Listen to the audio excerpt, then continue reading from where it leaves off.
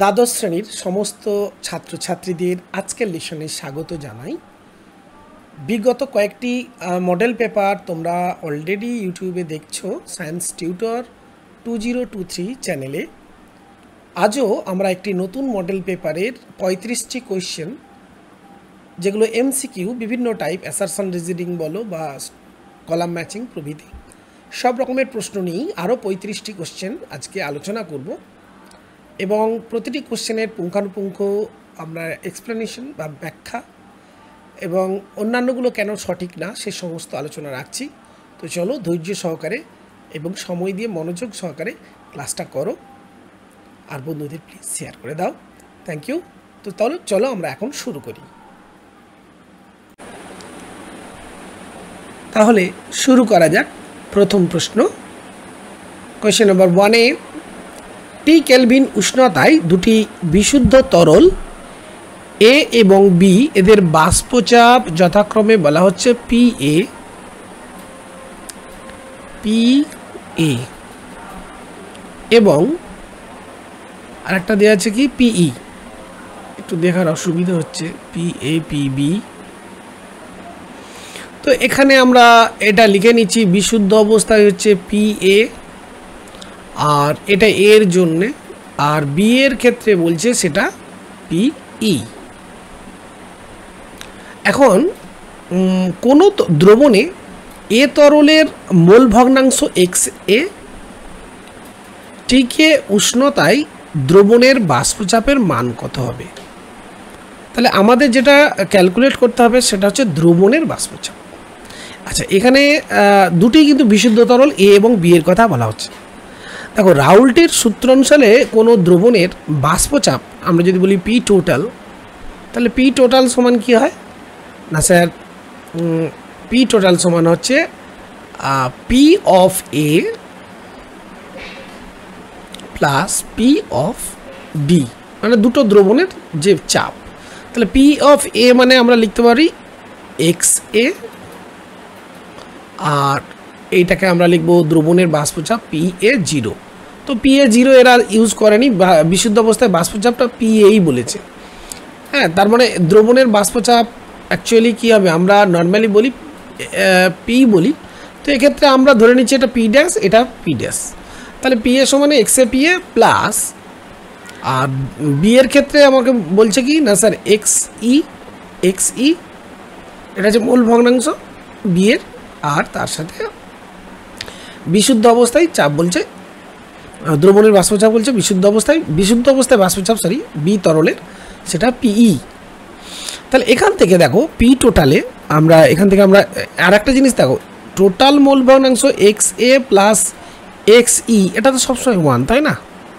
তাহলে এখান থেকে আমরা বলতে পারি পি টোটাল সমান কী লিখবো না স্যার? এই যেমন এখানে PA/XA আছে, লিখবো XA/PA, খালি জাস্ট আমি চেঞ্জ করবো কোনখানে XEর জায়গায় লিখতে পারি 1 - XA ইন্টু PE। তাহলে এটাকে আমরা যদি সরল করি কি আসছে, জাস্ট গুণ করে দাও PA/XA মাইনাস XA/PE। তাহলে এখান থেকে আমরা যদি XA কমন নিই, তাহলে পড়ে রয়ে যাচ্ছে কি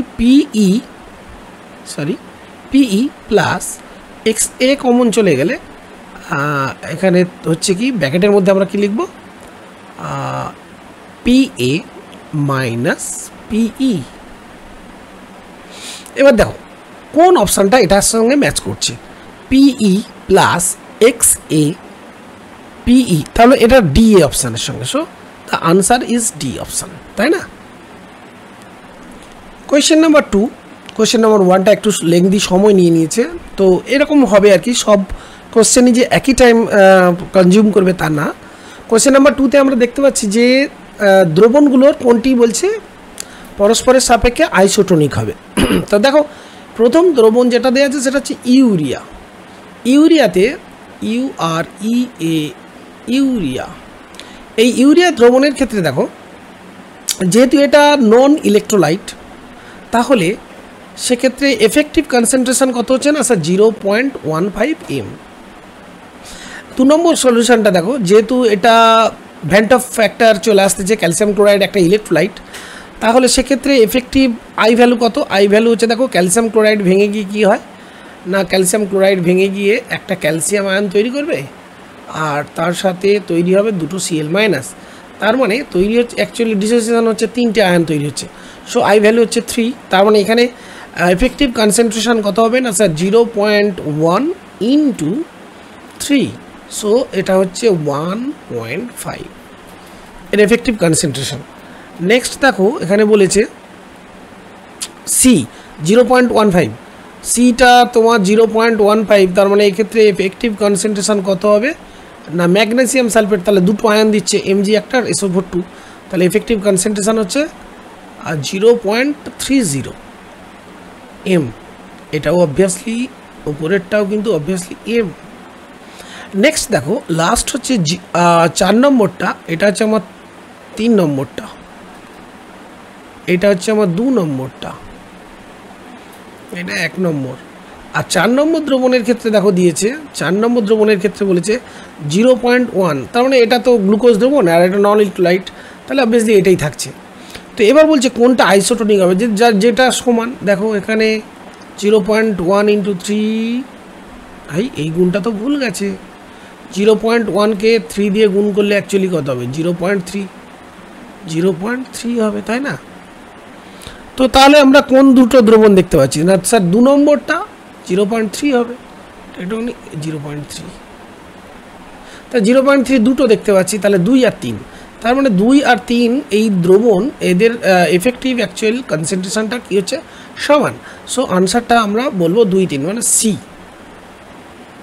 নেক্সট কোশ্চেন নাম্বার 3তে দেখো বলা হচ্ছে 0.1 মোলার গাঢ়ত্ব বিশিষ্ট জলীয় দ্রবণ বেরিয়াম নাইট্রাইট, বেরিয়াম নাইট্রেট লবণের ভ্যান্ট অফ ফ্যাক্টরটা দেওয়া হচ্ছে I = 1, না স্যার I = হচ্ছে 2.74।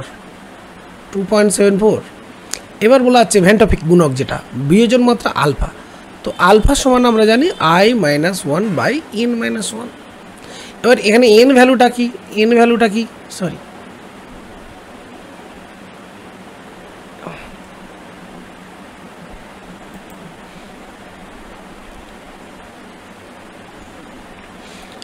এনটা কি না, দেখো বেরিয়াম নাইট্রেট BaNO3 হোল 2, এটা অ্যাকচুয়ালি ভেঙে গিয়ে কী দিচ্ছে না বেরিয়াম 2+ আর দুটো NO3 মাইনাস, তাহলে টোটাল 3, তাহলে n = 3, মানে ডিসোসিয়েশন হচ্ছে 3টে কণায়, তাহলে এখানে জাস্ট বসিয়ে দাও I এর জায়গায় 2.74 -1/3 - 1, তাহলে এখানে ক্যালকুলেশনটা করলে কত হচ্ছে 1.74 উপরে হচ্ছে, তাই না?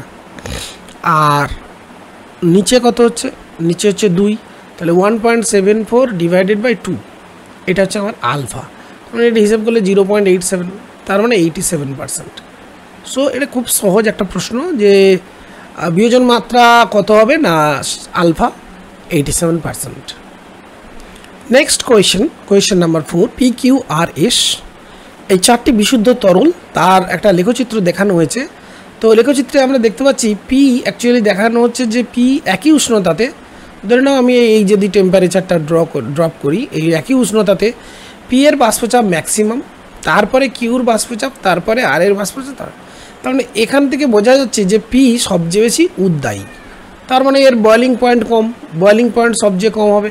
তো বয়েলিং পয়েন্ট কম কার মধ্যে হয়, যার মধ্যে কোনো এইচ বন্ডিং ইত্যাদি নেই, আর এস হচ্ছে যার বয়েলিং পয়েন্ট সবচেয়ে বেশি, তার মানে এখানে এইচ বন্ডিং থাকতে পারে। তো 4টে অপশান যেগুলো আমরা দেখছি তার মধ্যে দেখো ইথানল অ্যান্ড ওয়াটার এদের মধ্যে কিন্তু আমরা জানি কি আছে না একটা বন্ডিং হবে, কি বন্ডিং, এই যে এইচ বন্ডিং। তো এটা সবচেয়ে বেশি কি বলবো বেশি স্ফুটনাঙ্ক বিশিষ্ট একটা তরল, তার মানে এর উদ্দায়িতা সবচেয়ে কম। এবার প্রশ্ন দেখো বলেছে এই প্রাপ্ত ফলের ভিত্তিতে যে গ্রাফ তোমরা দেখছো সেখানে তরলগুলিকে কিভাবে আমরা প্রকাশ করতে পারি, কিসের প্রকাশ সঠিকভাবে প্রকাশ করতে সেগুলি কোনটা, আচ্ছা অ্যাকচুয়ালি এর কিসের ক্রম জানতে চাইছে না ফলাফলে প্রদত্ত বাষ্পচাপ বনাম উষ্ণতা লেখচিত্র, সেখান থেকে বলা হচ্ছে যে PQRS তরলগুলি কী কী হতে পারে। তাহলে অবভিয়াসলি দেখো এখানে এস তরল ইথানল এবং ওয়াটার হবে, কারণ এটা সবচেয়ে হাইয়েস্ট বয়েলিং পয়েন্ট, উদ্দায়িতা সবচেয়ে কম, এবং তোমার গ্যাপেও দেখতে পাচ্ছ এস একদম নিচে, তার মানে একই উষ্ণতাতে এসের বাষ্পচাপ সবচেয়ে কম। তার মানে এর অণুগুলোর মধ্যে এই এই ইথানল ওয়াটার অণুগুলোর মধ্যে অবশ্যই কী আছে, ম্যাক্সিমাম ফোর্স অফ অ্যাট্রাকশন আছে, আর মিনিমাম থাকবে পি এর মধ্যে। তাহলে পি অবশ্যই হবে ইথার, কারণ অ্যালকোহলের মধ্যেও কিন্তু একটা আকর্ষণ আছে। আবার অ্যাসিটোন এই অণুগুলোর মধ্যে অ্যাকচুয়ালি ডাইপোল ডাইপোল ইন্টারাকশান আছে, তাই না? এই যে দেখো এই এর সাথে একটা ডাইপোলার ইন্টারাকশান আছে। তাহলে এখান থেকে সব কিছু বিবেচনা করে আমি বলবো এটাই যে আনসারটা আসলে এ। দেখো প্রথমে পিকে আমরা বলবো ইথার, কিউকে বলবো অ্যাসিটোন, আরকে বলবো ইথানল, আর এসকে বলবো ওয়াটার। কারণ ওয়াটারের মধ্যে এখানে বলা ভুল হয়েছিল, ইথানলের মধ্যে যে ফোর্স অফ অ্যাট্রাকশান সেটা অবশ্যই জলের থেকে কম। অ্যালকোহল তো জলের চেয়ে বেশি উদ্দায়ী, তাই না? কারণ জলের মধ্যে হাইড্রোজেন বন্ডিংটা অনেক বেশি স্ট্রং হয়, সেই জন্য সাধারণ উষ্ণতায় জল কিন্তু আর সাধারণ উষ্ণতায় অ্যালকোহল কিন্তু দ্রুত উবে যায়, স্ফুটনাঙ্ক তুলনামূলক অনেক কম। নেক্সট কোশ্চেন 5 বলছে সদ্য অধক্ষিপ্ত আয়রন হাইড্রোক্সাইড সলে কয়েক ফোঁটা FeCl3 দ্রবণ যোগ করলে লাল বর্ণের যে কলোয়েডীয় দ্রবণ তৈরি হচ্ছে, এই ঘটনাকে কি বলে? তো দেখো ফেরিক হাইড্রোক্সাইড নর্মালি কী হয়, এটা একটা হাইড্রোফোবিক সল এবং সহজেই অধক্ষিপ্ত হয়। তো যাই হোক, এটি কিন্তু তার চারিদিকে আয়রন 3+, যেহেতু FeCl3 দিচ্ছ না, আয়রন 3+ অধিশোষিত করতে পারে। তাহলে এখন অধিশোষিত করলে কী হবে, এর চারিদিকে যদি আয়রন 3+টা অধিশোষিত হয়, তাহলে একটা লার্জ কলয়েড তৈরি হবে, যার মধ্যে পজিটিভ ক্যারেক্টার গ্রো করার জন্য এটা একটা পেপটাইজেশন প্রক্রিয়ার মাধ্যমে তৈরি করবে একটা কলয়েড। তো এখন এই কলয়েডটা সুস্থিত হবে, যেহেতু এর মধ্যে একটা চার্জ গ্রো করে গেছে। তো এই প্রসেসটার নাম হচ্ছে পেপটাইজেশন বা অপলয়ন। এবার তোমরা বলবে যে স্যার আর অপশানগুলো বই, আসলে অপশানগুলো নেক্সটে আছে ঝিল্লি বিশ্লেষণ, তঞ্চন, আর ইমালসিফিকেশন আর পেপটাইজেশন, এই 4টে আছে। তো আমরা পেপটাইজেশন অর্থাৎ ডি অপশানে ক্লিক করব। তো দেখো এখানে অপশানটা দেখানো হয়েছে, তোমরা নিশ্চয়ই দেখতে পাচ্ছ অপশান সি এবং ডি, ইমালসিফিকেশন, পেপটাইজেশন। সো পেপটাইজেশনটা আমরা ক্লিক করব। নেক্সট দেখো কোয়েশ্চেন নাম্বার 6। কোয়েশ্চেন নাম্বার 6-এ কী বলেছে, নিচের কোন দ্রবণটি টিন্ডেল এফেক্ট প্রদর্শন করে? অপশানসগুলো দেখো, 4টে অপশানস দেওয়া আছে, তোমরা ভালো করে আগে অপশানসটা পড়ে নাও। CMC মানে critical micellization concentration, CMC critical micelle concentration. এই CMC-তে বলছে অপেক্ষা কম গাঢ়ত্বের সাবানের জলীয় দ্রবণ। তারপর এটা বেশি গাঢ়ত্বের বলেছে, তারপরে সোডিয়াম ক্লোরাইডের 0.84% দ্রবণ, আর চিনি সম্পৃক্ত জলীয় দ্রবণ। তো কোয়েশ্চেনটা খুবই ইজি, দেখো 0.84% NaCl এর দ্রবণ, এটা প্রকৃত দ্রবণ, কাজেই কোনো টিন্ডেল এফেক্ট, অর্থাৎ যেহেতু কলয়েডের দ্রবণ নয়, প্রকৃত দ্রবণ কখনোই টিন্ডেল এফেক্ট দেয় না। চিনির দ্রবণ, এটাও প্রকৃত দ্রবণ। এবার প্রশ্ন হলো CMC-র নিচে আর CMC-র উপরে। দেখো ক্রিটিক্যাল মাইসেলিক কনসেন্ট্রেশনের যখন উপরে যায় তখনই তো কলয়েড দ্রবণ ফর্ম হয়, আর কলয়েড দ্রবণ যখনই ফর্ম হয়ে যাবে, এর অর্ডারটা আমরা জানি, এদের সাইজটা কীরকম আছে, এটা 10⁻⁵ থেকে 10⁻⁷ সেন্টিমিটার, এই রেঞ্জে যখনই চলে আসবে তখনই কী হবে, তখনই আলো এরা অ্যাকচুয়ালি আলোর বিচ্ছুরণ ঘটাবে, যেটা টিন্ডেল এফেক্ট নামে পরিচিত। সো আমি বলবো বি অপশান, CMC অপেক্ষা বেশি গাঢ়ত্বের দ্রবণের জালীয় দ্রবণ, এটাই রাইট আনসার। নেক্সট কোয়েশ্চেন দেখো, একটি কলিয়োডীয় দ্রবণের কণাগুলি অ্যানোডের দিকে, অ্যানোড মানে পজিটিভ তড়িৎদ্বারের দিকে কণাগুলি ধাবিত হচ্ছে, তার মানে তারা নেগেটিভ কলয়েড, বাংলা কথা তারা হচ্ছে নেগেটিভ কলয়েড। বলছে এই কলয়েডীয় দ্রবণের তঞ্চন ঘটাতে, তাহলে অবভিয়াসলি কি এমন আমরা তড়িৎ বিশ্লেষণ ব্যবহার করব যেখানে পজিটিভলি চার্জ ক্যাটায়ন এর যোজ্যতা যথেষ্ট বেশি হবে, অ্যাকর্ডিং টু সুলজে-হার্ডি রুলস। তো দেখো K4 এফিসিয়েন্সিতে K+ ক্যাটায়ন, অ্যালুমিনিয়াম সালফেটে অ্যালুমিনিয়াম 3+ ক্যাটায়ন, সোডিয়াম ফসফেটে সোডিয়াম ক্যাটায়ন, আর ক্যালসিয়াম নাইট্রেটে ক্যালসিয়াম 2। তো অবভিয়াসলি সবচেয়ে বেশি যোজ্যতা সম্পন্ন ক্যাটায়ন হচ্ছে অ্যালুমিনিয়াম 3+। তাহলে এর সবচেয়ে বেশি তঞ্চন ক্ষমতা হবে। তঞ্চন ঘটাতে বলছে কার্যকরী, তাহলে কার্যকরিতা হচ্ছে কে? Aluminium 3+। Next question, question number 8। 8টা কোয়েশ্চেন তোমাদের লিকুইড স্টেট থেকে থাকবে। তো অষ্টম কোয়েশ্চেনটা দেখো, WXYZ দ্রাবক আকর্ষী কলয়েডের স্বর্ণ সংখ্যা যথাক্রমে এই দেওয়া আছে। ও কলয়েডের সংরক্ষণ ক্ষমতার ক্রম। তো তোমরা জানো যে স্বর্ণ সংখ্যার মান যত কম হয়, যেমন এখানে জেডের ক্ষেত্রে দেখো সবচেয়ে কম, তার মানে কি অতি অল্প পরিমাণ ওই দ্রাবক আকর্ষী কলয়েড দিলেই আসলে 10 ml গোল্ড সলের কালারটাকে কিন্তু চেঞ্জ করা থেকে প্রতিরোধ করা যায়। তার মানে নিশ্চয়ই এই দ্রাবক আকর্ষী কলয়েডের সংরক্ষণ ক্ষমতা সর্বাধিক, কাজে জেড সবচেয়ে বেশি হবে। তারপরে দেখো স্বর্ণ সংখ্যা কম হচ্ছে ওয়াই, তাহলে জেড ওয়াই। তারপরে দেখো এক্সের 10, তারপরে ডাব্লিউ, তাহলে ডাব্লিউ হচ্ছে সংরক্ষণ ক্ষমতা সবচেয়ে কি কম, আর সবচেয়ে বেশি Z. So B is the right option. Next question, question number 9। নিচের অ্যাসিডগুলির মধ্যে কোনটি বলছে 3 ধরনের লবণ উৎপাদন করবে? দেখো যেটা ট্রাইবেসিক অ্যাসিড হবে, ট্রাইবেসিক,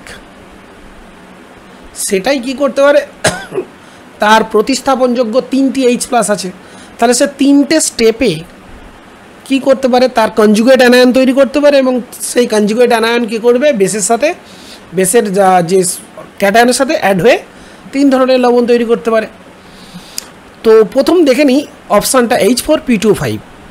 আর প্রথমে এই দেখো এটার নাম পাইরোফসফরাস অ্যাসিড। তো ফার্স্ট অফ অল তোমরা এর স্ট্রাকচারটা করে নাও, স্ট্রাকচারটা করে নাও। ওকে,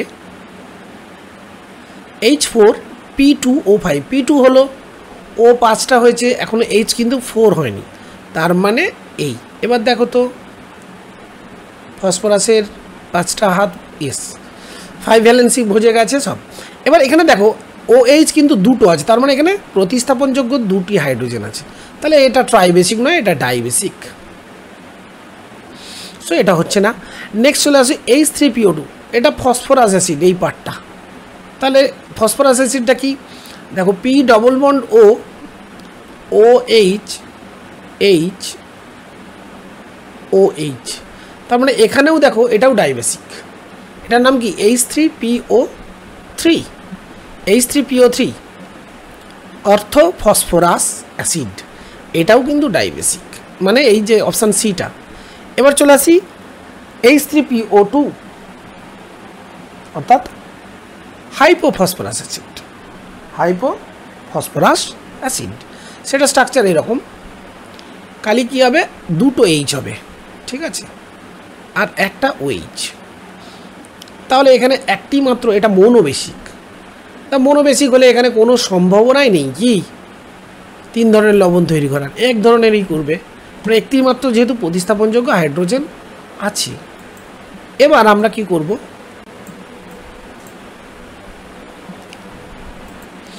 দেখো আরেকটি অপশান রয়ে গেল H3PO4। দেখো H3PO4 এর স্ট্রাকচারটা আমরা এই যদি লিখি তখন হচ্ছে দেখো P double bond OH, OH, OH, তাহলে এখানে প্রতিস্থাপনযোগ্য 3টি আছে। তাহলে ফার্স্ট অফ অল এখানে ফার্স্ট স্টেপে যদি একটা H+ নির্গত হয়, তৈরি হবে দেখো H3 হবে না, H2PO4 মাইনাস H+, তাহলে তার জন্য একটা Na+ যুক্ত হয়ে গেল, তাহলে তৈরি হলো NaH2PO4। এবার দেখো এবার H2PO4 থেকে আবার একটা H+ বেরোলে তৈরি হবে কী হবে না, HPO3 ডাবল মাইনাস, তার সঙ্গে Na+ যুক্ত হতে পারে, তাহলে হবে কটা যুক্ত হবে, Na 2টো, তার মানে হবে Na2HPO3, তার মানে এখানে একটা লবণ পেয়ে গেলাম Na2HPO3, ঠিক আছে। আবার এই HPO3 থেকে আরও একটা H+ বেরিয়ে গিয়ে তৈরি হয়ে গেল কি PO3 3-, তাহলে অবভিয়াসলি এখানে 3টি Na+ যুক্ত হচ্ছে, তাহলে তৈরি হবে Na3PO3 দেখো 3 ধরনের লবণ তৈরি হলো, একটা Na3PO3, Na2HPO3 আর NaH2PO4। So H3PO4 is the right choice. Question number 10, nitrate মূলক এর বলয় পরীক্ষা, যেটা আমরা ওই ফেরাস সালফেটের দ্রবণ তার সাথে concentrated H2SO4 in presence of nitrate কোনো যদি অ্যানায়ন বা ক্যাটায়ন থাকে, তার যখন টেস্ট করা হয় তখন তৈরি হয় নাইট্রোস ও ফেরাস সালফেট, যেটা সংকেত হচ্ছে NOSO4। তাহলে অবভিয়াসলি SO4 যেহেতু আছে, এর চার্জ হচ্ছে 2-, তার মানে এটা হবে total 2+। So C is the right choice. তো এখানে আবার লাস্ট অপশান দিয়েছিল FeSO4, এটাও তো নয়, তো আমরা সি অপশানটাকে এই জন্য সঠিক বলে বলবো। নেক্সট চলে যাব পরের অপশান। পরের কোয়েশ্চেনটা কি? Question number 11। কোয়েশ্চেন নাম্বার 11-এ বলা হচ্ছে অক্সিজেনের যোজ্যতার মান +2। অবভিয়াসলি তাই, অক্সিজেন নর্মালি -2 যোজ্যতা জারণ অবস্থা দেখায়, এবং যে কোনো যৌগে দেখবে ডবল বন্ড এরকম, তার মানে এর যোজ্যতা হচ্ছে 2।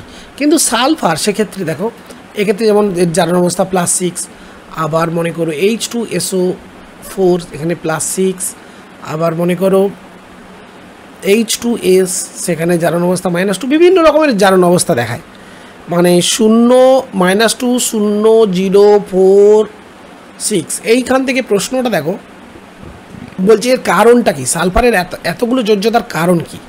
খুব সিম্পল, সালফার কি করতে পারে বলো তো? অক্সিজেন, সালফার, সেলেনিয়াম, টেলুরিয়াম এরা একই গ্রুপের সদস্য। তো অক্সিজেন দেখো 2 নম্বর পিরিয়ডভুক্ত, কিন্তু এটা 3 নম্বর।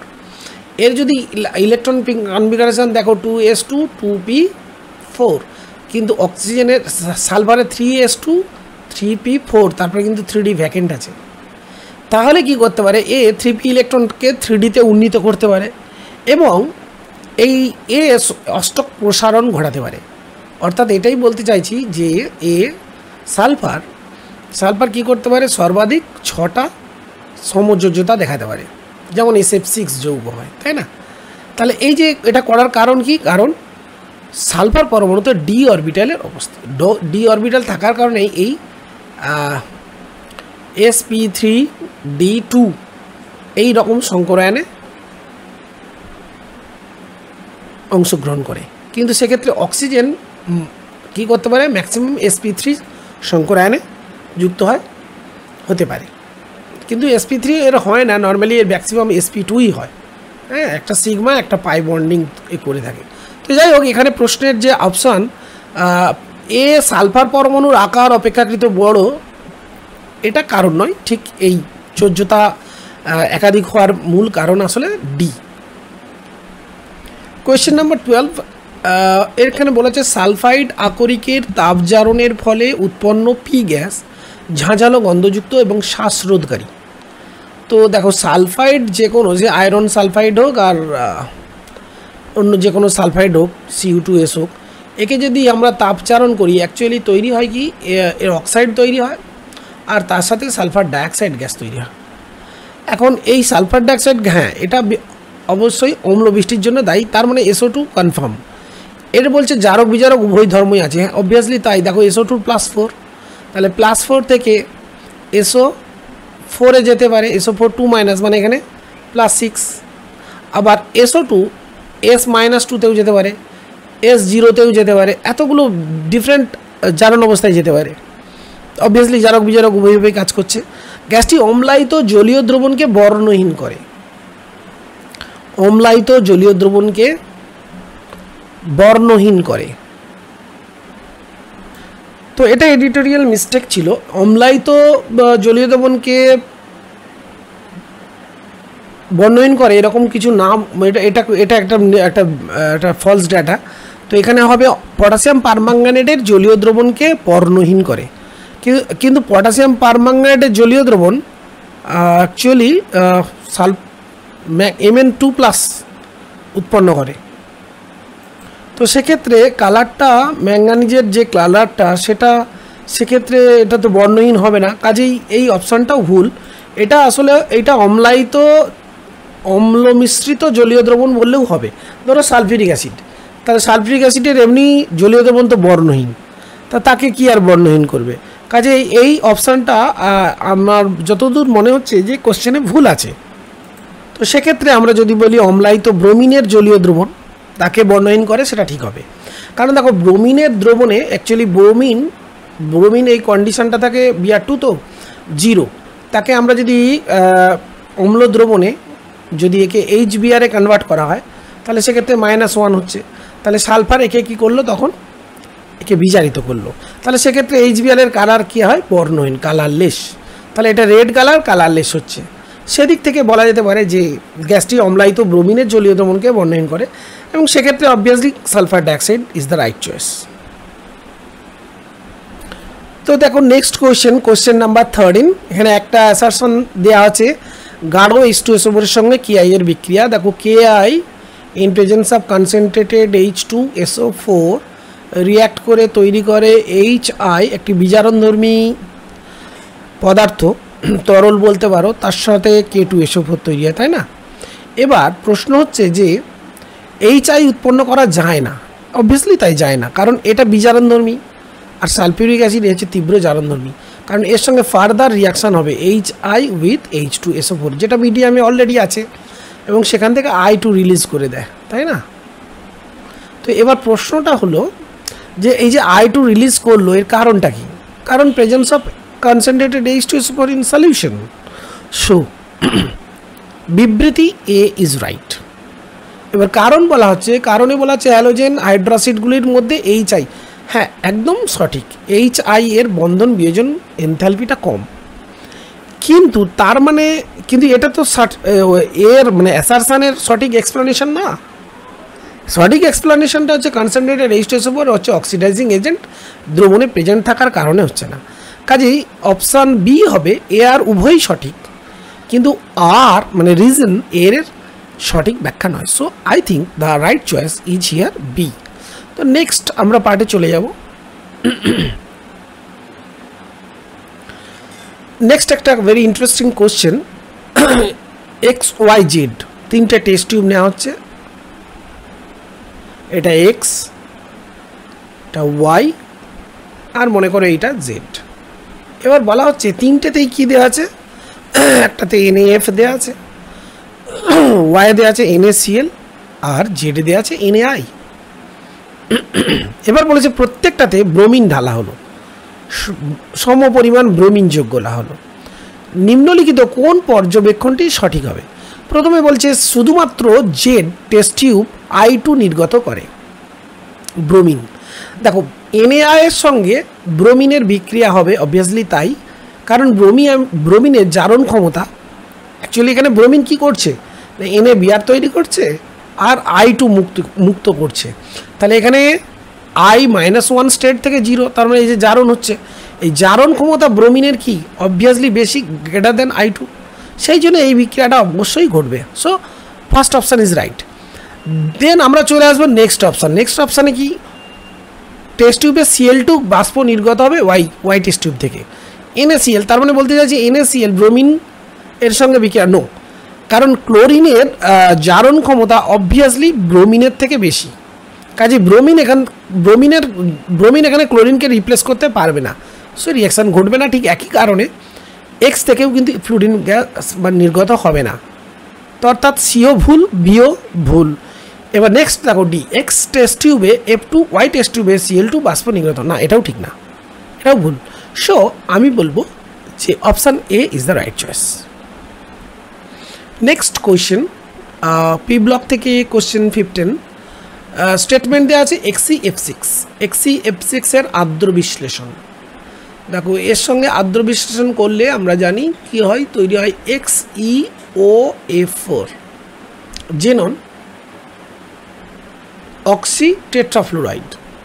আবার দেখো এই XeF6 জলের সঙ্গে বিক্রিয়া করে এই যৌগ তৈরি করে জিনন ডাইঅক্সি ডাইফ্লুরাইড।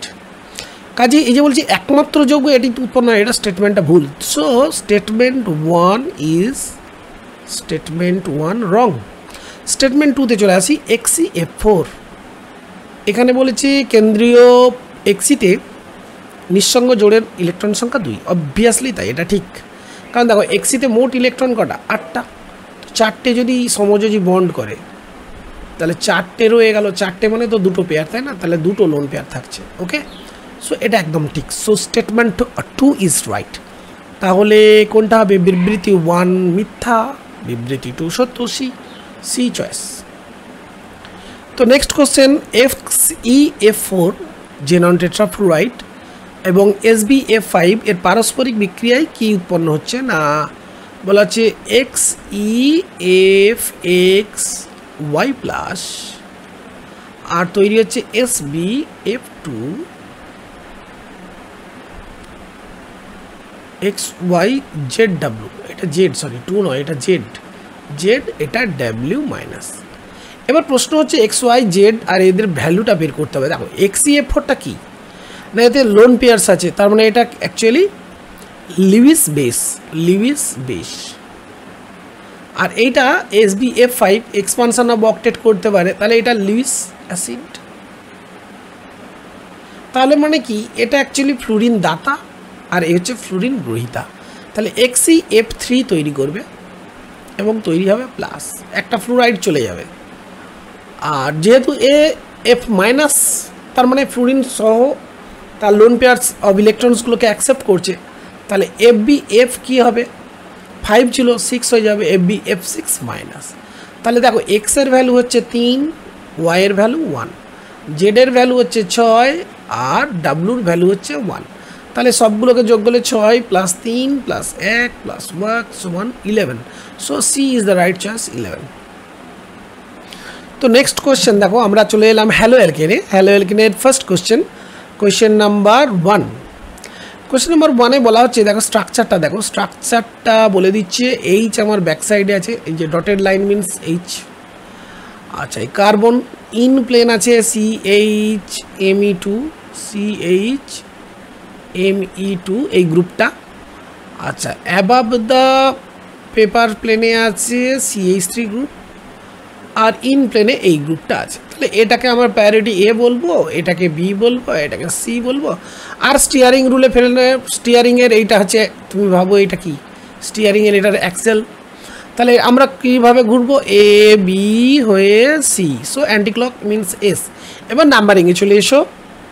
CH3, তার মানে এখানে যদি 1 দিই, এটা 2, তার মানে 2 ব্রোমো 3 4 হবে, 2 ব্রোমো, তার মানে হচ্ছে 2 ব্রোমো 3 মিথাইল, 3 নম্বরে মিথাইল গ্রুপ আছে বিউটেন। তাহলে S 2 ব্রোমো 3 মিথাইল, এই যে 3 নম্বরে একটা এমি গ্রুপ আছে না, এটাকে ভেঙে ফেলো, এমি এইখানে একটা, এমি এখানে একটা, তাহলে 3 নম্বরে এই মিথাইল গ্রুপটা পড়ছে 3 মিথাইল বিউটেন। তাহলে অপশান বিটা রাইট চয়েস।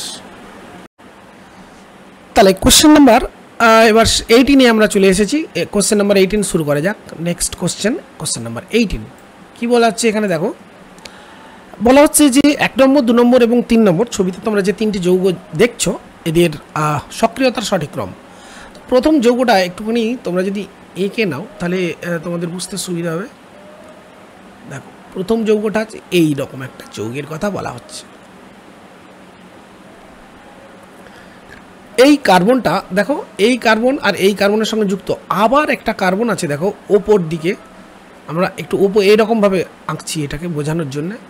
অর্থাৎ এখানে মাঝখানে দেখো একটা এরকম চেন আছে, তার মানে এই যে কম্পাউন্ডটা অর্থাৎ এরকমভাবে আঁকা হয়েছে। তো এরকমভাবে আঁকা হয়েছে, দেখো এইভাবে বুঝতে সুবিধা হলো।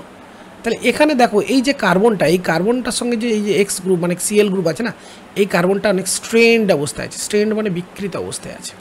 তাহলে এ যখন Cl একটা SN1 বিক্রিয়ার মাধ্যমে যখন এরকম কার্বোক্যাটায়ন তৈরি করবে না, তখন এই যে কার্বোক্যাটায়নটা তৈরি হলো, এই কার্বোক্যাটায়নটা অত্যন্ত অস্থিতিশীল, কারণ এটা 3 ডিগ্রি। অবভিয়াসলি এটা একটা কার্বন, দুটো কার্বন, 3টা কার্বন, কারণ 3 ডিগ্রি এ বিষয়ে কোনো কি বলে এটাকে, এ বিষয়ে কোনো সন্দেহ নেই, এটা 3 ডিগ্রি। বাট এটা লক্ষ্য করে এটা স্ট্রেন্ড কার্বোক্যাটায়ন, সো এটা সবচেয়ে দুস্থিত। বাট এই যে স্ট্রাকচারটা আছে না, এই যে স্ট্রাকচারটা, এই স্ট্রাকচারে লক্ষ্য করো, সরি একটু ধৈর্যশীল হওয়া উচিত। হ্যাঁ, এখানে দেখো এখানেও কিন্তু এরকমই, কিন্তু কার্বন এই জায়গাটায় দেওয়া আছে, এই জায়গায় সিএল দেওয়া আছে, এই জায়গাটা সি। তাহলে ডিরেক্টলি এই যে কার্বনটা, এই ডিরেক্টলি এই কার্বনে কোনো স্ট্রেন নেই। তাহলে এ যে কার্বোক্যাটায়নটা তৈরি করবে, চেনটাতে অবশ্যই স্ট্রেন আছে, বাট এ যে কার্বোক্যাটায়নটা তৈরি করবে, এই যে সি, এখানে যে প্লাস চার্জটা তৈরি হচ্ছে সিএল চলে যাওয়ার পর, সে কিন্তু দেখো 1 2 3, এটা 3 ডিগ্রি কার্বোক্যাটায়ন, এটা অত্যন্ত সুস্থিত, এদের এইগুলোর মধ্যে সুস্থিত। সো আমি বলবো 2-এর রাসায়নিক বিক্রিয়ার ক্রম অবশ্যই 1-এর থেকে বেশি। এবার 3 নম্বরটা দেখা যাক। 3 নম্বরে দেখো এরকম স্ট্রাকচারটা দেওয়া আছে, ঠিক আছে। এখানেও কিন্তু এই যে কার্বন কোনো স্ট্রেন নেই, এখানে এটা 1 ডিগ্রি কার্বোক্যাটায়ন, এইখানটা যদি সিএল চলে যায় তাহলে এখানে একটা প্লাস তৈরি হবে, মানে 1 ডিগ্রি, কিন্তু এটা 1 ডিগ্রি হওয়ার জন্য এর স্থিতিশীলতা অবভিয়াসলি 2-এর থেকে কম।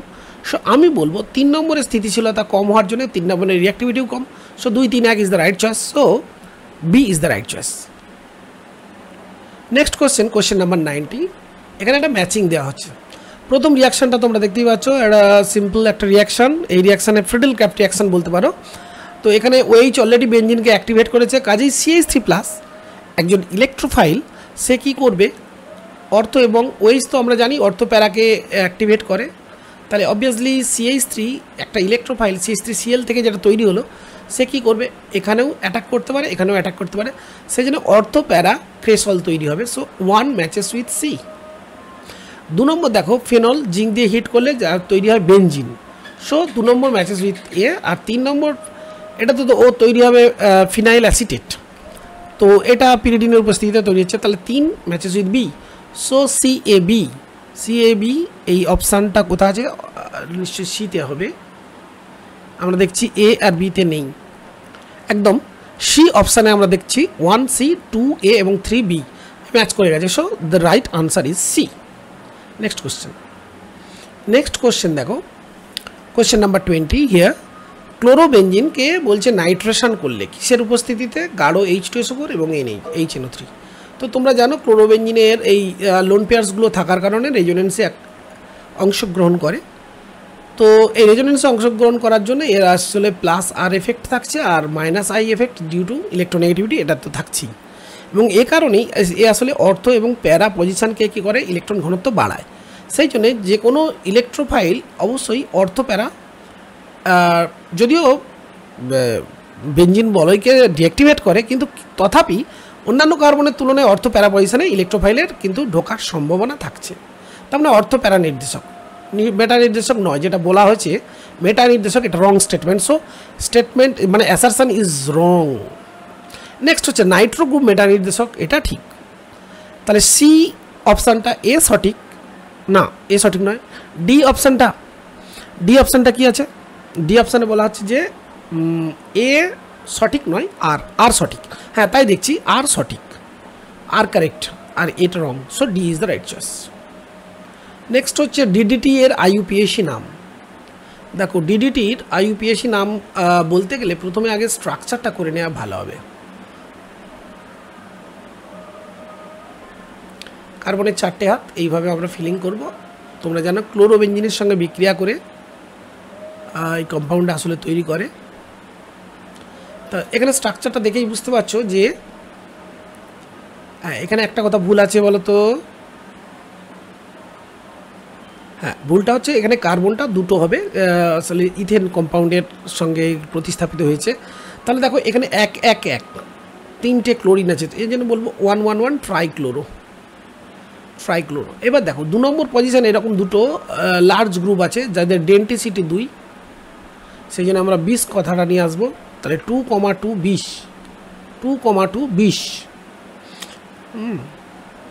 তারপরে আমরা বলবো এই যে এইটা যদি 1 বলি, 1 2 3 4, তাহলে 4 ক্লোরোফিনাইল, এটার নাম কি বলবো, 4 ক্লোরোফিনাইল। তারপরে এটা বুঝতেই পারছো এটা দুটো কার্বন, তাহলে মেন নাম হবে ইথেন। সো আমরা বলবো যে এটা রাইট চয়েস হচ্ছে C is the right choice. Next question, স্তম্ভ 1 এবং 2 এর ম্যাচিং। প্রথমে দেখো দেওয়া আছে একটা টার্সিয়ারি বিউটানল CH3COH, এটা একটা টার্সিয়ারি বিউটানল। তো এটা আমরা জানি যে লুকাস রিয়েজেন্ট দিলে সঙ্গে সঙ্গে ঘোলাটে অর্থাৎ CH3 CCl এরকম যৌগ উৎপন্ন করে যেন ঘোলাটে হয়ে যায়। So 1 matches with C। 2 নম্বরটা দেখো ইথানল। ইথানল আমরা জানি আয়োডোফর্ম বিক্রিয়ায় হলুদ বর্ণের CHI3 বা আয়োডোফর্ম উৎপন্ন করে। So 2 matches with A। 3 নম্বর পিক্রিক অ্যাসিড নামে পরিচিত, এটা সবাই যেন 3 ম্যাচেস উইথ B। আর 4 নম্বর ট্রাইহাইড্রিক অ্যালকোহল, এটা অবশ্যই 4 ম্যাচেস উইথ D। তো CABD is the right choice. So B, option B CABD। Very একটা ইজি কোশ্চেন। তো নেক্সট কোশ্চেন নাম্বার 23। এই যে তোমরা দেখছো কোশ্চেন নাম্বার 23। এখানে কোশ্চেনটা যেটা বলছে দেখো, প্রথমে এটা একটা অ্যালকোহল, 1 ডিগ্রি অ্যালকোহল, তাতে দেওয়া হচ্ছে PBr3। তো আমি এটা সুবিধার জন্য CH3 এই পুরো পার্টটাকে আর ধরলাম, তাহলে আমার পড়ছে RCH2OH। দেখো এতে আমরা যদি PBr3 দিই তাহলে তৈরি হবে Br। এরপরে স্টেপ ম্যাগনেসিয়াম ইথার, যদি কন্ডিশন দেওয়া হয় তাহলে তো জানি গিগনেট রিয়েজেন্ট RCH2MgBr। তারপরে দেখো ইথিলিন অক্সাইডের সঙ্গে রিয়াকশানটা হচ্ছে CH2CH2O, তার মানে সিম্পল এটা তৈরি হবে আর, এই বন্ডটা ভাঙছে আর এই জায়গায় যুক্ত হবে। এই আরটা আসলে এই যে RCH2 এই পুরো পার্টটা এইখানে যুক্ত হবে। আর এই যে ডবল বন্ড ও খুলে গেল, এই সিঙ্গেল বন্ড ও খুলে গেল, তাহলে CH2, তারপরে এই যে ইথিলিনের দুটো পার্টের সঙ্গে যুক্ত হলো CH2 আর এই যে O মাইনাস হলো ওটা MgBr সাথে যুক্ত হয়ে গেল, ও MgBr। এরপর তুমি কি করছো, এতে হাইড্রোলাইসিস করছো, তাহলে তৈরি হচ্ছে কি দেখো RCH2 তো রইলই, তারপরে দুটো CH2, তারপরে ও MgBrটা জাস্ট OH এ কনভার্ট হয়, তার মানে আর পার্টটা থাকছে, 3টে CH2 থাকছে। এবার অপশানে চলে যাই, অপশান দেখো। তো এখানে অপশান দেখো, এই পার্টটা হচ্ছে আমরা ধরে নিয়েছিলাম আর এর পরে দেখো 3খানা CH2 আছে, তারপরে ওই আছে। So this is the right choice. ক্ষারীয় মাধ্যমে ফেনলের সঙ্গে বেঞ্জিন ডাইজোনিয়াম ক্লোরাইডের বিক্রিয়ায় কি উৎপন্ন হবে? তো দেখো প্রথমে আমরা রিঅ্যাকশনটা লিখব।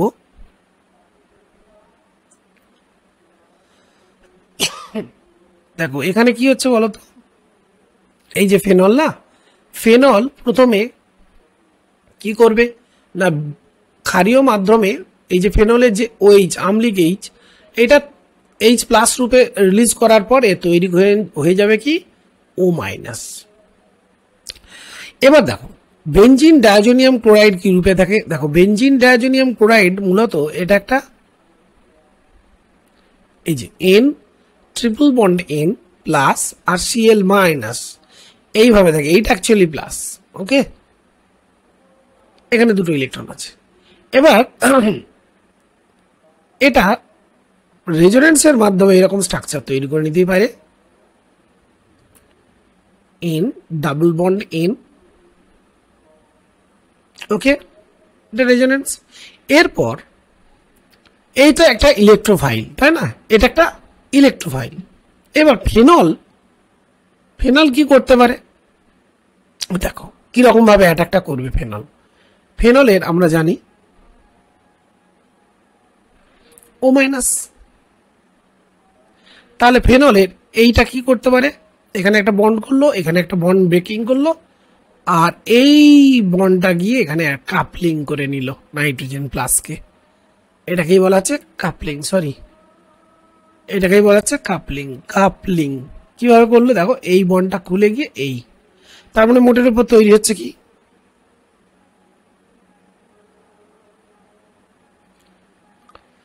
এইরকম একটা কম্পাউন্ড তৈরি হয়ে যাচ্ছে। এটা আমার O মাইনাস, এখানে ডবল বন্ড করে ফেলছে, তাহলে মাইনাসটা চলে গেল। এখানে হলো, এখানে একটা H আছে, এখানে Nটার সঙ্গে অ্যাটাচড হলো, ডবল বন্ড M,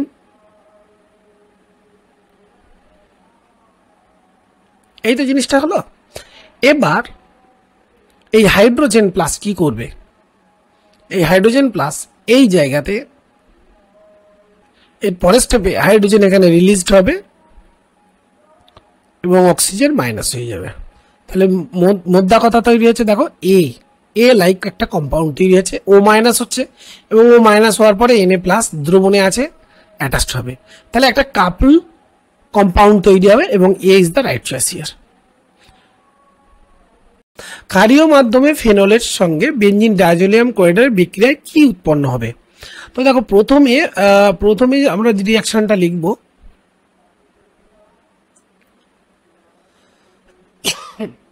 দেখো এখানে কি হচ্ছে বলো তো, এই যে ফেনল না, ফেনল প্রথমে কি করবে না, ক্ষারীয় মাধ্যমে এই যে ফেনলের যে OH আম্লিক H, এটা H প্লাস রূপে রিলিজ করার পরে তৈরি হয়ে যাবে কি O মাইনাস।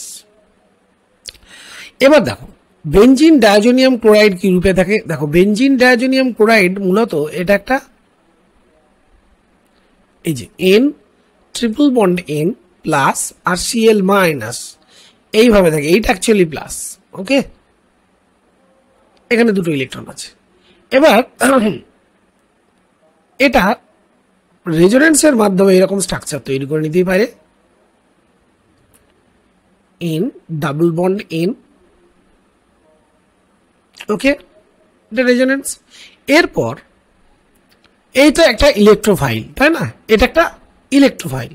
এবার ফেনল কি করতে পারে, দেখো কিরকম ভাবে অ্যাটাকটা করবে ফেনলের আমরা জানি O মাইনাস।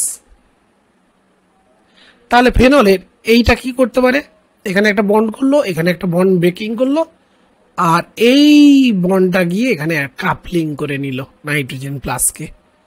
এটাকেই বলা হচ্ছে কাপলিং, এটাকেই বলা হচ্ছে কাপলিং। কিভাবে করলো দেখো, এই বন্ডটা খুলে গিয়ে এই, তার মানে মোটের উপর তৈরি হচ্ছে কি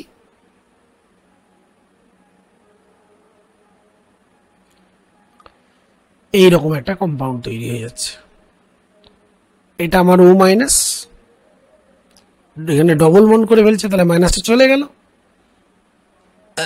এখানে হলো, এখানে একটা H আছে, এখানে Nটার সঙ্গে অ্যাটাচড হলো, ডবল বন্ড N।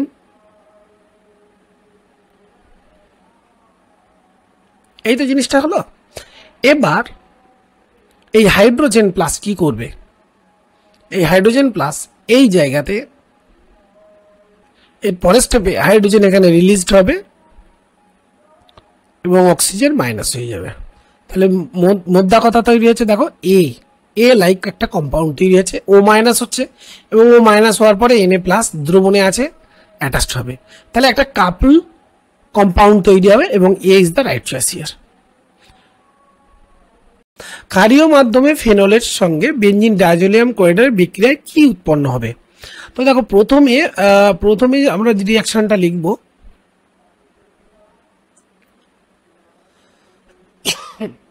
দেখো এখানে কি হচ্ছে বলো তো, এই যে ফেনল না, ফেনল প্রথমে কি করবে না, ক্ষারীয় মাধ্যমে এই যে ফেনলের যে OH আম্লিক H, এটা H প্লাস রূপে রিলিজ করার পরে তৈরি হয়ে যাবে কি O মাইনাস। এবার দেখো বেঞ্জিন ডায়াজোনিয়াম ক্লোরাইড কি রূপে থাকে, দেখো বেঞ্জিন ডায়াজোনিয়াম ক্লোরাইড মূলত এটা একটা এই যে N triple bond N plus আর Cl মাইনাস এইভাবে থাকে, এইটা অ্যাকচুয়ালি প্লাস। ওকে, এখানে দুটো ইলেকট্রন আছে। এবার এটা রেজোনেন্সের মাধ্যমে এরকম স্ট্রাকচার তৈরি করে নিতেই পারে, N ডাবল বন্ড N। ওকে, এটা রেজোনেন্স। এরপর এইটা একটা ইলেকট্রোফাইল, তাই না, এটা একটা ইলেকট্রোফাইল। এবার ফেনল কি করতে পারে, দেখো কিরকম ভাবে অ্যাটাকটা করবে ফেনলের আমরা জানি O মাইনাস। তাহলে ফেনলের এইটা কি করতে পারে, এখানে একটা বন্ড করলো, এখানে একটা বন্ড ব্রেকিং করলো, আর এই বন্ডটা গিয়ে এখানে কাপলিং করে নিল নাইট্রোজেন প্লাসকে। এটাকেই বলা হচ্ছে কাপলিং, এটাকেই বলা হচ্ছে কাপলিং। কিভাবে করলো দেখো, এই বন্ডটা খুলে গিয়ে এই, তার মানে মোটের উপর তৈরি হচ্ছে কি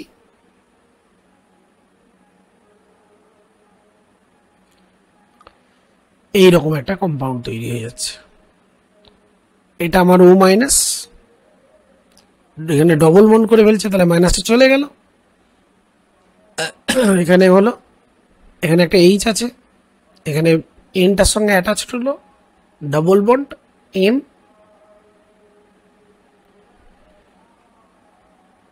এই তো জিনিসটা হলো। এবার এই হাইড্রোজেন প্লাস কি করবে, এই হাইড্রোজেন প্লাস এই জায়গাতে এর পরের স্টেপে হাইড্রোজেন এখানে রিলিজড হবে এবং অক্সিজেন মাইনাস হয়ে যাবে। তাহলে মোদ্দা কথা তৈরি হচ্ছে, দেখো এ লাইক একটা কম্পাউন্ড তৈরি হচ্ছে, ও মাইনাস হচ্ছে এবং ও মাইনাস হওয়ার পরে এনএ প্লাস দ্রবণে আছে অ্যাটাচড হবে। তাহলে একটা কাপল কম্পাউন্ড তৈরি হবে এবং A is the right choice here. ক্ষারীয় মাধ্যমে ফেনলের সঙ্গে বেঞ্জিন ডাইজোনিয়াম ক্লোরাইডের বিক্রিয়ায় কি উৎপন্ন হবে? তো দেখো প্রথমে আমরা যে রিয়াকশনটা লিখব,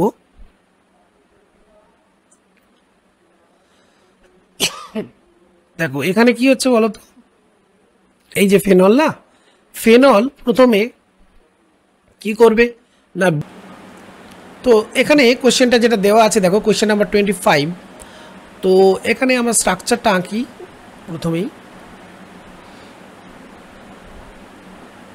কোশ্চেন নাম্বার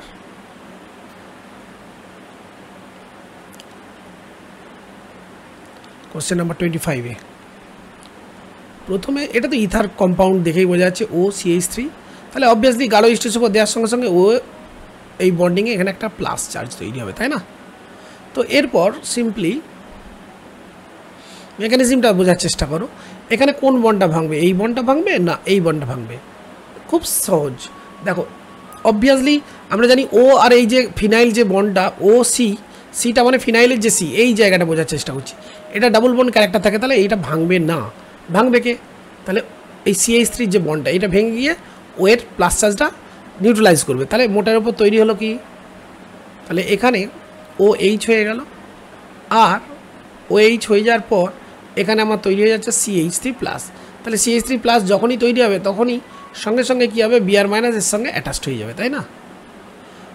কারণ মিডিয়ামের মধ্যে কী আছে, H2HBr থাকার কারণে H+Br-, তাহলে এইটা সিম্পলি Br- এই পিছন দিক দিয়ে, এটা লেখাটা একটু ভুল হলো, একটু ভালো করে লিখে দিই, দেখো এই জিনিসটা ঘটবে, Br- আসলে ব্যাক সাইড অ্যাটাক করবে, SN2 রিয়াকশান ঘটবে, তাই না? তার মানে এখানে তৈরি হচ্ছে, এইখানে তৈরি হচ্ছে CH3Br, তাহলে মিডিয়ামে CH3Br রইল, আর এখানে CH ডবল বন্ড CH2 আছে। এবার এই যে যৌগটা তৈরি হলো, এই CH2 ডবল বন্ড CH2, এখানে মার্কোনিক অফ অ্যাডিশনটা ঘটবে। মার্কোনিক অফ অ্যাডিশনে আমরা জানি যে এই যে কার্বন, এখানে হাইড্রোজেন সংখ্যা কম, তাহলে অবভিয়াসলি এখানে কি তৈরি হবে না, সিম্পলি ওই যেটা তৈরি হলো এর ঠিক মেটা পজিশনে আছে CH ডবল বন্ড CH2, তাহলে CH এখানে সিঙ্গেল বন্ড হলো, CH2 পার্টটা একটা হাইড্রোজেনের সঙ্গে অ্যাটাচড হবে, আর এখানে ব্রোমিনটা অ্যাটাচড হবে।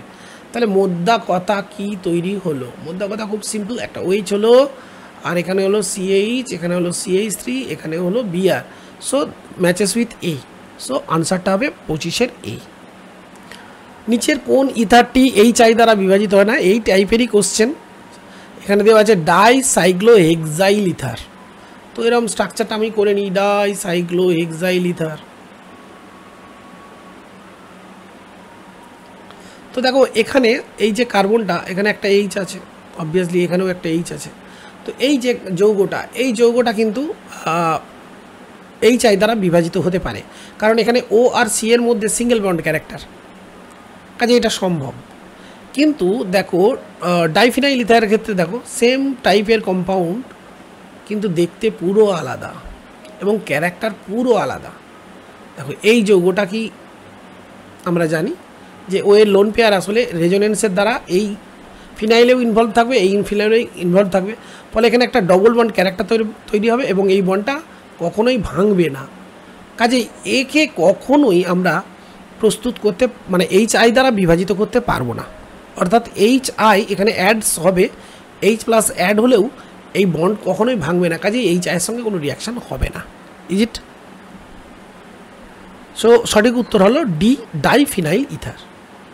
নেক্সট বায়োমলিকুলস থেকে কোশ্চেন চলে এলো, বায়োমলিকুলসের কোশ্চেন, প্রথম কোশ্চেন এখানে আছে, দেখো কোশ্চেন নাম্বার 27-এ কী বলছে, বিকারক, কোন বিকারক গ্লুকোজকে গ্লুকোনিক অ্যাসিড, মানে গ্লুকোজের CHO পার্টটা জাস্ট CH+H কনভার্ট হচ্ছে, বাকি যা আছে অ্যাজ ইট ইজ, ঠিক আছে, তার মানে এটা গ্লুকোনিক অ্যাসিড, গ্লুকোনিক অ্যাসিড। তো গ্লুকোনিক অ্যাসিডে মৃদু জারক পদার্থ, মানে জাস্ট ব্রোমিন ওয়াটার দিলেই হবে। So B is the right choice. Next question বলছে next question, alpha D glucose এবং বিটা ডি গ্লুকোজ পরস্পরের এপিমার, কনফার্মার, অ্যানোমার, এনানসিওমার। এটা তো আমরা জানি অ্যানোমার। তোমরা নিশ্চয়ই গ্লুকোজের স্ট্রাকচারটা মনে আছে, এখানে ও থাকে, আর জাস্ট তফাতটা থাকে আলফা ডি আর বিটা ডি গ্লুকোজে।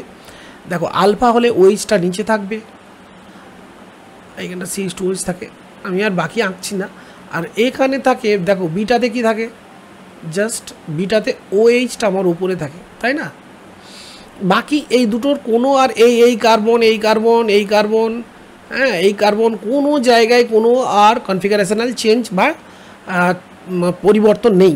জাস্ট এই কার্বনটাতেই একমাত্র কনফিগারেশনালের যে একটা ডিফারেন্স আছে, জিওমেট্রিক্যালি এই গ্রুপটা নিচে আর এটা উপরে, এটাকে আলফা বলা আছে আর এটাকে বিটা বলা আছে। সো দিস আর অ্যানোমার। এবার দেখো অ্যামাইনো অ্যাসিড থেকে একটা কোশ্চেন দিয়েছে, বলছে কোনটাতে পেপটাইড লিঙ্কেজ। তো দেখো এখানে CONH গ্রুপ আছে, তাহলে এটা পেপটাইড লিঙ্কেজ। আর তো আমি কোথাও দেখতে পাচ্ছি না, নো, এখানেও কিন্তু একটা CONH গ্রুপ আছে, কিন্তু এখানে লক্ষ্য করো অপশান এতে দেখো এটা হচ্ছে একটা ফিনাইল গ্রুপ CONH, এরপরে আবার আছে OET গ্রুপ। কাজে এইটা যদিও এইটা আমরা জানি এটা একটা লিঙ্কেজ এই CONH, কিন্তু এটা পেপটাইড লিঙ্কেজ না। কিন্তু অপশান ডিতে 29 কোশ্চেন নম্বর 29 ডিতে দেখো এখানে কিন্তু এই দেখো এটা N টার্মিনাল, তারপরে CH2CONH এই গ্রুপটা অবভিয়াসলি আছে, এবং তার সাথে দেখো C টার্মিনাল আছে, COOH, এখানে CH3। এইটা অ্যাকচুয়ালি গ্লাইসিনের অংশ, এটা গ্লাইসিনের অংশ, আর বাকিটা হচ্ছে অ্যালানিনের অংশ। তো এটা গ্লাইঅ্যালা একটা peptide. So I think D is the right choice. হ্যাঁ, প্রশ্ন কোশ্চেন নাম্বার 30-এ দেখা হয় আম্লিক মাধ্যমে, তার মানে পিএইচটা আমরা ধরে নিচ্ছি <7। এই রিজিয়নে কোনো একটা অ্যামাইনো অ্যাসিড ধরে নাও, এটা একটা গ্লাইসিন CH2COOH, এ কী হয় জুইটার আয়ন রূপে থাকে, ঠিকই আছে, ক্যাথোডের দিকে অগ্রসর হয়। এবার অ্যানালিসিস করে দেখি দ্রবণে H+ থাকলে কী হবে, NH3+ কনভার্ট হবে এবং CH2 পার্ট এই যে COOH, তো এটা অবভিয়াসলি ক্যাটায়ন রূপে থাকছে, তাই না? তাহলে ক্যাথোডের দিকে যাবে, এবং সেটাই বলেছে ক্যাথোডের দিকে অগ্রসর হয়। তো স্টেটমেন্ট যেটা দিয়েছে, যেটা অ্যাসারশন, এটা রাইট। এবার কারণ বলছে অ্যামাইনো অ্যাসিডের জুইটার আয়ন আম্লিক মাধ্যমে ক্যাটায়নে, হ্যাঁ তাই তো দেখছি আম্লিক মাধ্যমে এটা ক্যাটায়নে কনভার্ট হচ্ছে। সো এটা রাইট, এবং তার মানে আমার এ, মানে অ্যাসারশনও ঠিক আর রিজনও ঠিক, এবং আর হলো এর সঠিক ব্যাখ্যা। নেক্সট কোশ্চেন 31 নিউক্লিক অ্যাসিড থেকে কোশ্চেন দিয়েছে, যে আসলে বলছে ক্ষারক, ফসফেট এবং সুগারের এককগুলি কোন ক্রমে। তো এটা তো খুব সহজেই জানি আমরা, প্রথমে জানি বেস থাকবে, তারপরে সুগার থাকে এবং তারপরে ফসফেট ইউনিট থাকে। তো সেই কমটা ইউজ করলে দেখো B is the right choice. Question নম্বর 32 পলিমার থেকে দেওয়া হয়েছে। নেক্সট কোশ্চেন, নিচের কোন পলিমারে এস্টার বন্ধন আছে। এটা তো টেরিলিন বা ড্যাক্লন। দেখো টেরিলিন কি হয়, টেরিলিন তৈরি হচ্ছে তোমার টেরিথ্যালিক অ্যাসিড এবং ইথিলিন গ্লাইকল, এখানে একটা COO লিঙ্কেজ থাকে, তাই না? তো এই COO, এবার বাকি পার্টটা যদি আর হয় তাহলে তোমার এটা একটা এস্টার পার্ট, তাহলে এস্টার বন্ধন কোথায় থাকছে, টেরিলিনে থাকছে। তো টেরিথ্যালিক অ্যাসিড দেখো এরকম একটা স্ট্রাকচার। অ্যাকচুয়ালি টেরিথ্যালিক অ্যাসিড ডিরেক্টলি না ইউজ করে এর ব্যবহার করা হয় ডাইমিথাইল কম্পাউন্ড, ডাইমিথাইল টেরিথ্যালাইড ইউজ করা হয়। তোমাদের বোঝার সুবিধার জন্য আমি দেখিয়ে দিই, এটা COOH লিখছি, হ্যাঁ COOH। আর একটা মনে করো গ্লাইকল নিলাম,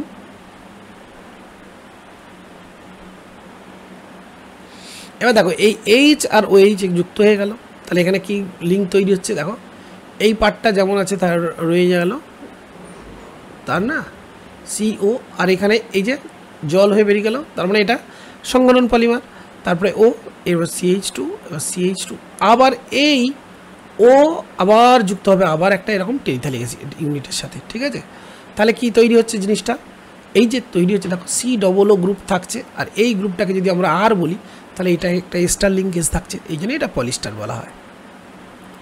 নেক্সট কোশ্চেন দেখো কলাম ম্যাচিং, একটা কৃত্রিম পলিমার। তো এটা জানি একটা সেলুলোজ নাইট্রেট, তাহলে 1C। 2 হচ্ছে পলিঅ্যামাইড পলিমার, এই নাইলন 66, তার মানে 2 একটা ডি। আর 3 নম্বর দেখো নন স্টিক, তার মানে টেফলন এ। আর 4 নম্বর হচ্ছে থার্মোসেটিং প্লাস্টিক, মানে বেকেলাইট। তো সিডি এ বি কোন জায়গায় আছে? বি। সো রাইট অপশান হবে বি। এরপরে দেখো একটা চেন দেখানো হয়েছে। এই চেন থেকে বলা হচ্ছে যে এই যে চেন একটা পলিমার, এই পলিমার অ্যাকচুয়ালি মনোমার ইউনিট দিয়ে তৈরি। তো কোন ইউনিটটা দিয়ে তৈরি হয়েছে? তো দেখো এখানে খুব সিম্পলি এটা আমরা স্ট্রাকচারটা আগে লিখে ফেলো। এটা বের করার খুব সহজ উপায় একটা বলি, রিপিট ইউনিটটা আগে বুঝতে হবে তোমাদের। এই তো জিনিসটা দেখো এখানে রিপিটটা কি হচ্ছে, দেখো এই অংশটা ঠিক দেখো রিপিট হচ্ছে এইখানে। তাহলে আমরা জাস্ট কি করব, এখানে এই যে কার্বন দুটো আছে না, দুটো কার্বনের মাঝখানে এখানে নিশ্চয়ই একটা ডবল বন্ড না থাকলে সে তো কি করতে পারে না, হ্যাঁ ডবল না থাকলে অ্যাডিশন পলিমারাইজেশন হয় না। কাজেই কম্পাউন্ডটা হবে দেখো এই যে CH2 ডবল বন্ড সি, এখানে একটা এমই, এখানে একটা এমই। তার মানে এই বন্ডটা ভেঙে গেলে দেখো এদিকে একটা হাত তৈরি হচ্ছে, এই যে CH2। আর এই বন্ডটা ভেঙে গেলে এদিকে একটা হাত তৈরি হচ্ছে, এই যে এই হাতটা আসলে এই হাত থেকে তৈরি হচ্ছে। তাহলে এইটা ডবল বন্ড ছিল, তার মানে কম্পাউন্ডটা এই, তার মানে এ, সঠিক option A. Next question number 35, আজকের আলোচনার শেষ প্রশ্ন। তো দেখো প্রথম প্রশ্নে যেটা বলা হচ্ছে নিচে 35 নম্বর কোশ্চেনে কি বলা হচ্ছে, একটা ইলাস্টোমার যে বলছে বল প্রয়োগ করলে পুরো আগের অবস্থায় ফিরে আসে। তার মানে কি এই পলিমারটা অ্যাকচুয়ালি ইলাস্টোমার। তো ইলাস্টোমারকে আমরা আইডেন্টিফাই করতে হবে। বেকেলাইট কি ইলাস্টোমার? নো। থার্মোসেটিং এটা পলিমার। Nylon 66 no. টেরিলিন এটা পলিয়েস্টার না, এটাও না। বুনাইন, ইয়েস, বুনাইন হলো এমন এক ধরনের পলিমার যেটা কৃত্রিম রবারের মতো আচরণ করে, এটা একটা ইলাস্টোমার। কাজেই সঠিক উত্তর এখানে 35 সি। সবাইকে অসংখ্য ধন্যবাদ জানাই। আমরা এই মডেল শেষ করলাম। আর এই মডেল শেষ করার পর আমি তোমাদের একটু চাইবো যে তোমরা কমেন্ট করো এই এই এই এই অ্যানালিসিস, কোশ্চেন অ্যানালিসিস তোমাদের কেমন লাগছে। কোথাও যদি কোনো প্রবলেম থাকে অবশ্যই আমাকে জানাবে। সবাইকে আবারও রিকোয়েস্ট করে যে সাবস্ক্রাইব করো please and share with your friends. Please like, share and subscribe my channel Science Tutor 2023. Share your friends. Wish your success in future. Make chemistry easier than water to drink. Your teacher, Somitra Pramanik, thanks you all.